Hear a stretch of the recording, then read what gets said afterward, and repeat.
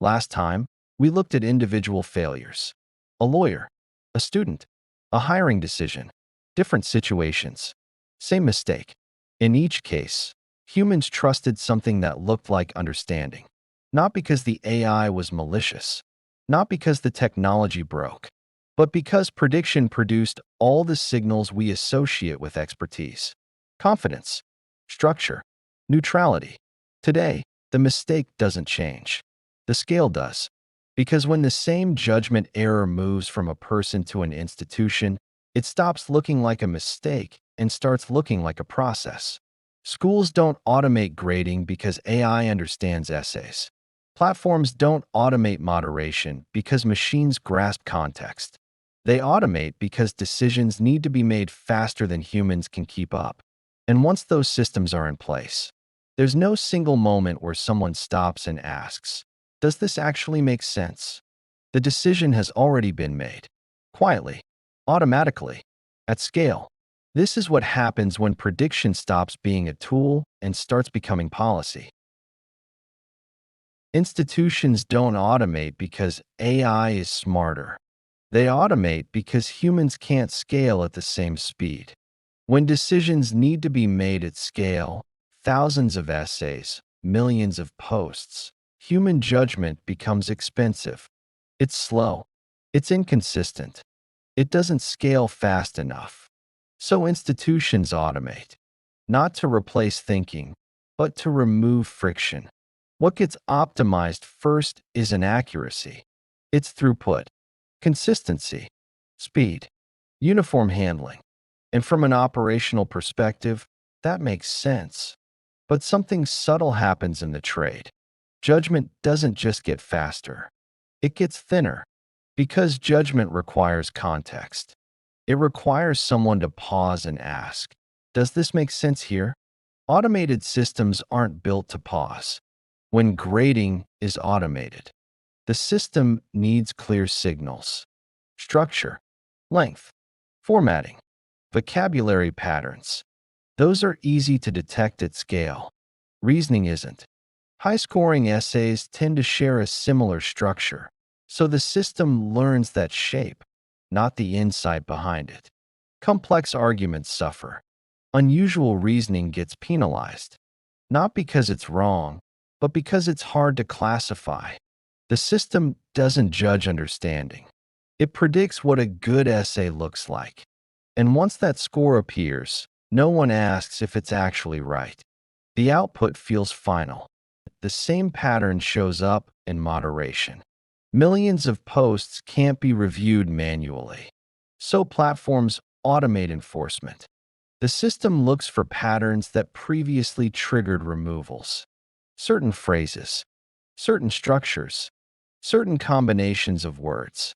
This catches a lot of harmful content quickly, but context disappears.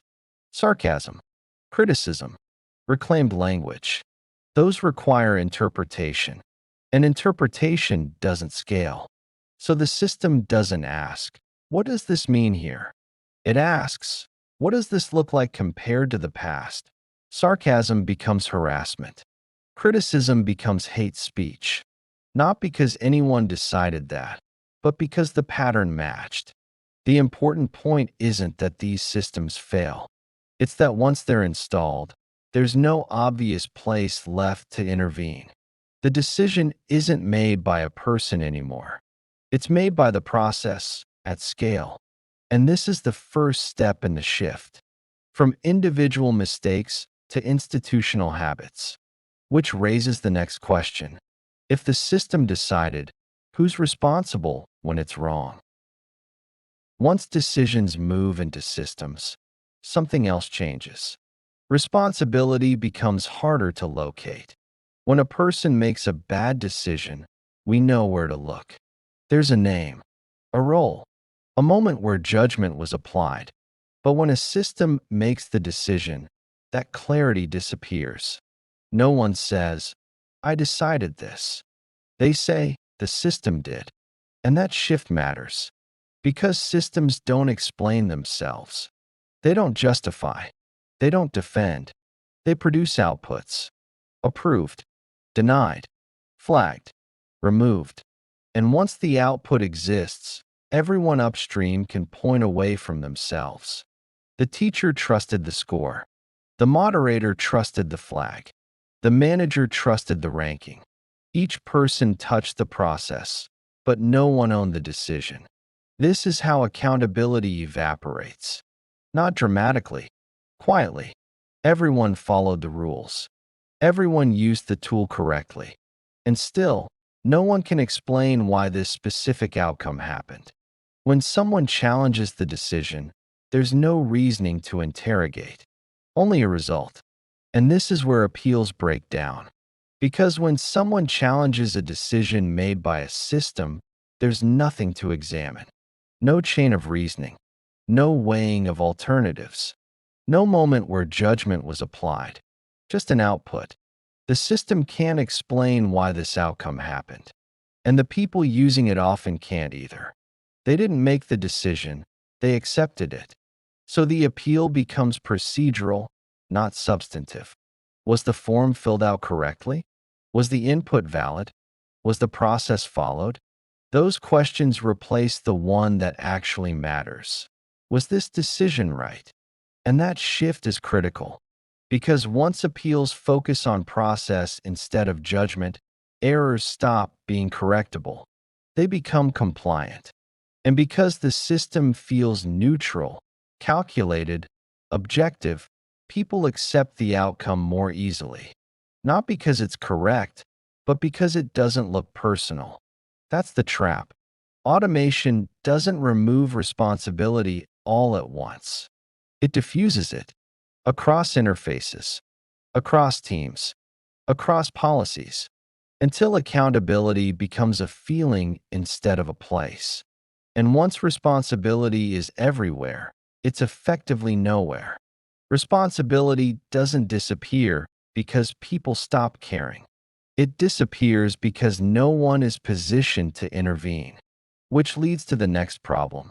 When systems don't just make decisions, but start learning from them. Once accountability fades, another shift happens quietly. Patterns begin to fossilize. Systems don't just make decisions, they learn from them. Every output becomes new input. What was approved last time becomes a signal for what should be approved next time. What was denied becomes a pattern to avoid. And over time, those patterns harden. This is where prediction stops responding to reality and starts shaping it. Because the system isn't learning what worked. It's learning what looked successful in the past. And those two things aren't the same. If previous decisions favored certain traits, those traits gain weight. Not because they caused success, but because they appeared alongside it. Correlation becomes policy, and the system never notices the shift. Because from the inside, nothing looks wrong. The predictions are getting more consistent. The outcomes are getting easier to justify. The edge cases are disappearing. But they're not disappearing because they were wrong. They're disappearing because they don't match the pattern anymore. Over time, the system stops seeing difference as information. It treats it as noise. And once difference becomes noise, the future has already been decided. And once that loop closes, change becomes difficult. Unusual cases get filtered out early. Outliers never make it through.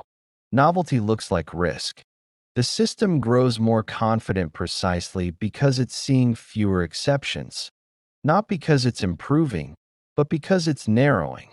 Over time, prediction stops describing patterns and starts enforcing them. The future begins to resemble the past not because it should, but because the system was trained on it. And because these outcomes feel consistent, they're rarely questioned. Consistency gets mistaken for correctness. At that point, errors don't look like mistakes. They look like norms. And once a pattern becomes normal, it stops being visible, which leads to the final shift. When these fossilized patterns stop being recommendations and start becoming rules. Once these patterns harden, something else changes. The system stops being advisory. It becomes authoritative. At first, the outputs are treated as recommendations, suggestions, decision support, but over time, they become defaults. The predicted outcome becomes the expected one, and the expected one becomes the rule. This is where prediction turns into policy, not because anyone declared it so, but because following the system is easier than questioning it. When a system is embedded deeply enough, choosing not to follow it starts to look irresponsible. Why override the model? Why slow things down? Why introduce inconsistency? So people stop asking whether the output is right and start asking whether it was followed. That's the final shift. Judgment doesn't disappear. It gets reframed as risk. And once judgment becomes risk, most institutions remove it. Because policy prefers consistency. It prefers defensibility. It prefers predictability, even when predictability is wrong. At that point, the system doesn't need to be correct to be trusted. It just needs to be normal. And because these decisions are now policy, they affect people who never agreed to the trade. Students, applicants, patients, citizens, all experiencing the downstream effects of a system that predicts, but is treated as if it understands. And when prediction becomes policy, that distinction stops being academic and starts being consequential. The lawyer trusted AI once. Now entire institutions do. And the checking step quietly disappears. If this changed how you see AI systems, subscribe. Every week, I explain one mechanism most people miss. This is one example of the larger map I'm building.